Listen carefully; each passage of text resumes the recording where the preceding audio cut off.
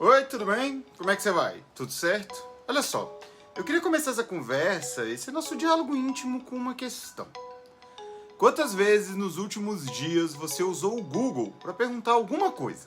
Aí vale de tudo.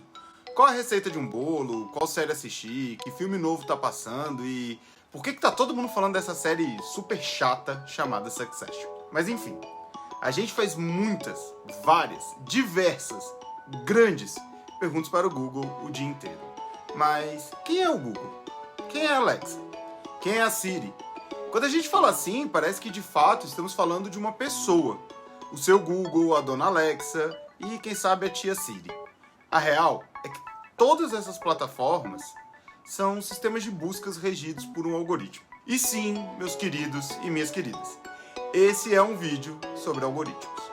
Ou melhor, um vídeo sobre como os algoritmos estão cada vez mais presentes na cultura pop e, de certa forma, também na nossa vida.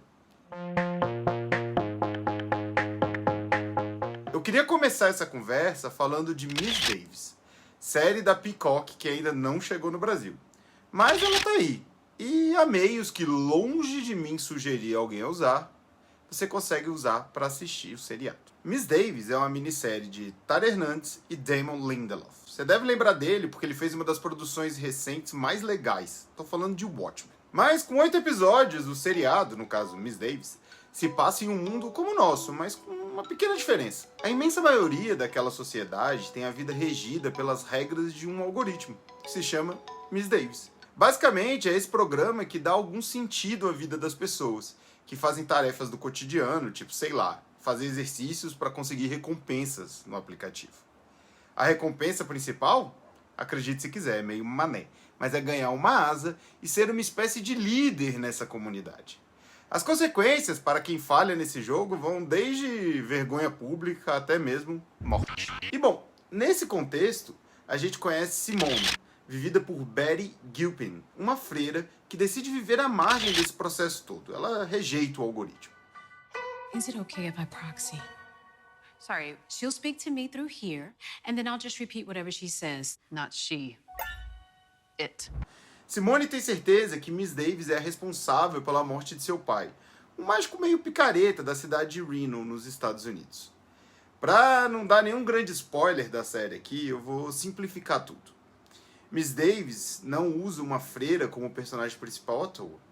A minissérie busca o tempo todo discutir as barreiras da modernidade entre tecnologia, fé, religião e toda a bagunça que pode surgir daí.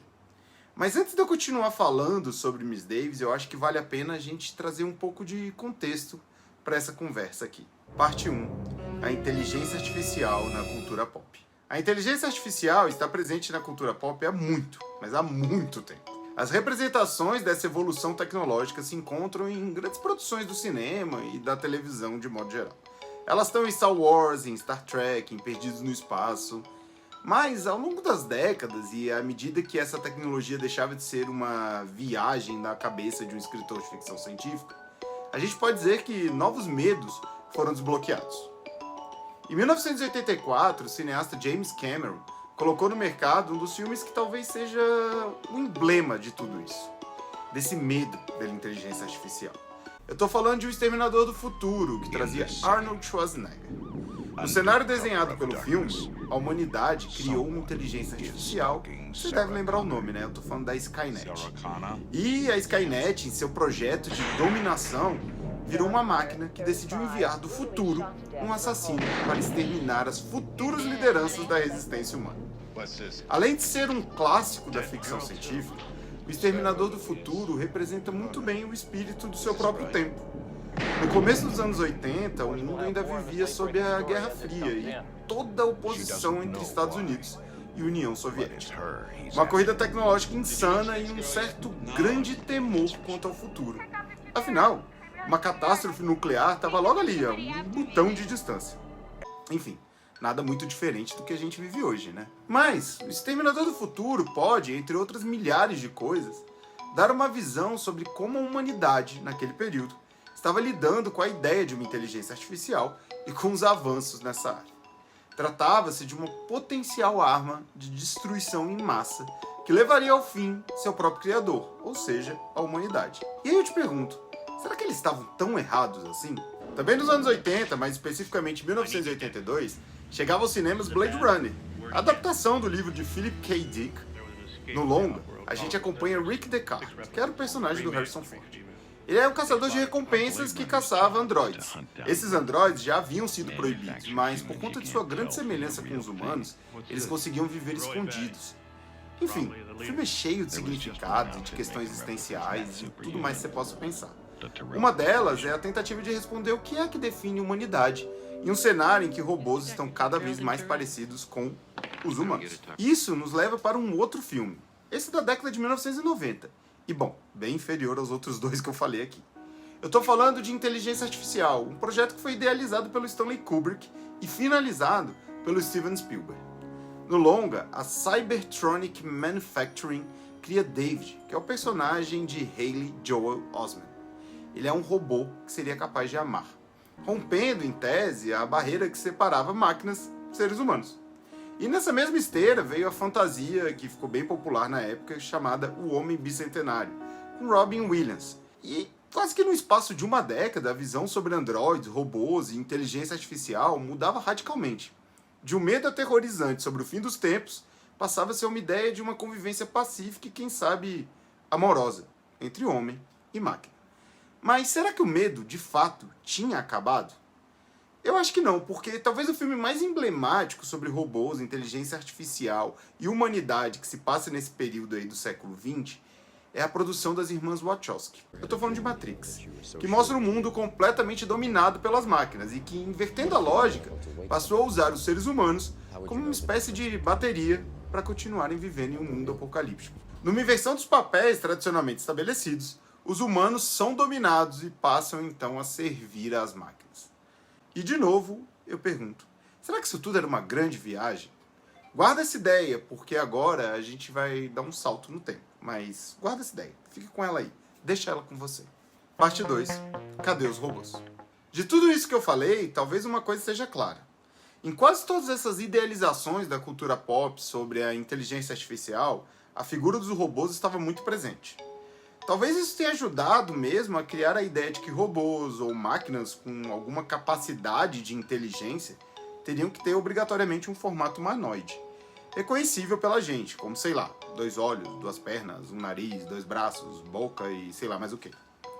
A ideia ela nem é assim tão absurda, porque se é a gente que está criando isso, nada mais natural do que usar a forma humanoide, aquela que a gente reconhece, para criar esse novo ser, esse novo produto. Chame como você quiser.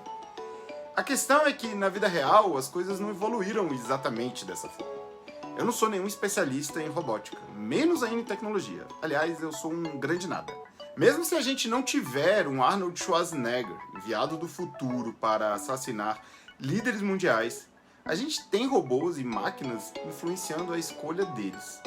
Talvez os casos mais emblemáticos que a gente conheça recentemente tenham sido as eleições dos Estados Unidos, com a vitória de Donald Trump, e também o Brasil, né, que elegeu o Jair Bolsonaro e seu gabinete de ódio. Mas pode ficar tranquilo, porque eu não vou abordar exatamente esse lado político das redes sociais nesse vídeo. Então segura na minha mão e continua aqui comigo nessa viagem doida. O ponto que eu quero trazer é que a gente lida com a inteligência artificial há muitos anos e no nosso dia a dia.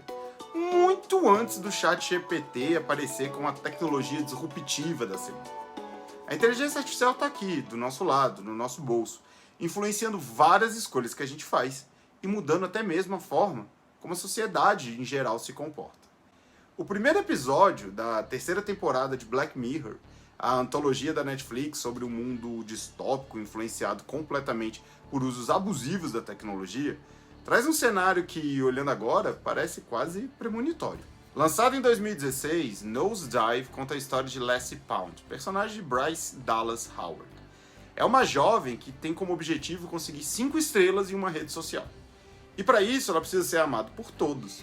E é por isso que ela passa a viver não a vida que deseja, mas aquela necessária para atingir o objetivo: ser popular no aplicativo. É claro que isso não dá muito certo.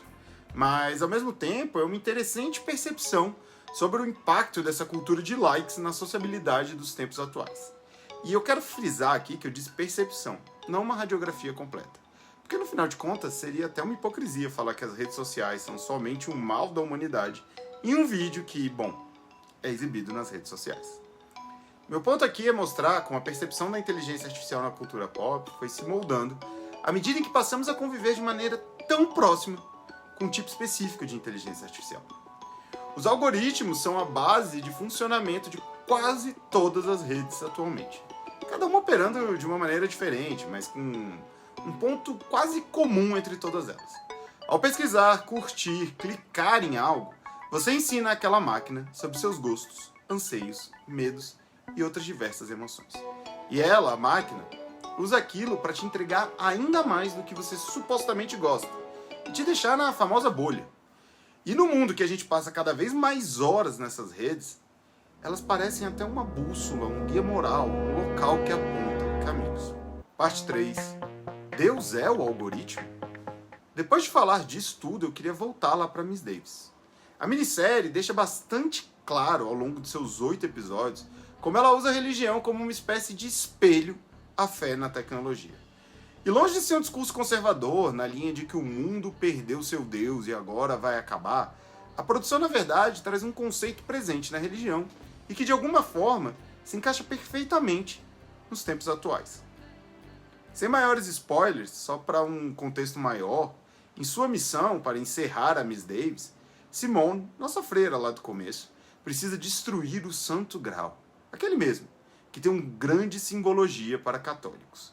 Assim, ela que é freira e, portanto, casada com Jesus, e acredite se quiser, essa informação faz todo sentido na série. Ela então precisa fazer uma escolha. E eu queria que você pensasse sobre esse tema. Escolha. Ao contrário dos vilões tradicionais do mundo das inteligências artificiais, Miss Davis não é exatamente cruel. Ela não tem pretensões de extinguir a raça humana ou mesmo usar os corpos como um tipo de pilha. Na verdade, de alguma forma, suas intenções são boas, mesmo que ela replique falhas de quem escreveu o seu código. Aliás, a revelação sobre as origens desse algoritmo é um dos melhores momentos da série. Sério mesmo, é hilário de tão engraçado. A união e a oposição do roteiro criado por Tara Hernandes e Damon Lindelof em Miss Davis é justamente em torno do livre-arbítrio.